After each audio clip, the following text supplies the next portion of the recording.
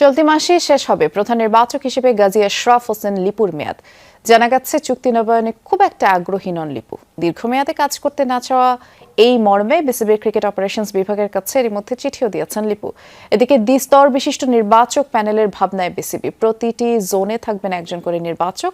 তারাই সেন্ট্রালি নির্বাচকদের সাথে কানেক্টেড থাকবেন আর তাদেরকে রিপোর্ট করবেন।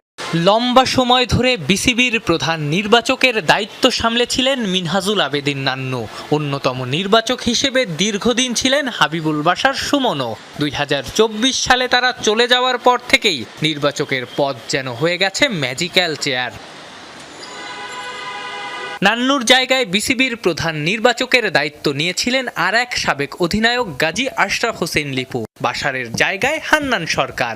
1 বছর বাদে পদ ছেড়ে দেন নির্বাচক হান্নান। 6 মাস বাদে পরিচালক হতে দায়িত্ব ছাড়েন আব্দুর রাজ্জাক। মাঝে আবার যোগ দেন হাসিবুল হোসেন শান্ত। পরিস্থিতি এখন এমন দাঁড়িয়েছে যে এবার একা হওয়ার পথে নির্বাচক শান্ত। চলতি মাসেই শেষ হবে নির্বাচক হিসেবে লিপুর মেয়াদ। জানা গেছে দীর্ঘ মেয়াদে কাজ করতে না চাওয়া মর্মে বিসিবির ক্রিকেট অপারেশনস বিভাগের কাছে এরই মধ্যে চিঠি দিয়েছেন লিপু। বিসিবি রাজি হলে 1 বছরের জন্য কাজ করতে পারেন লিপু। সেক্ষেত্রেও আছে কিছু জটিলতা।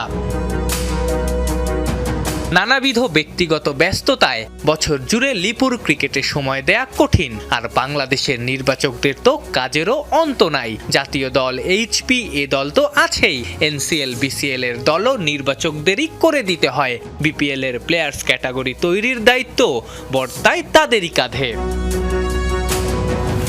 যদিও নির্বাচকদের একটু রিলিফ দিতে যাচ্ছে বিসিবি।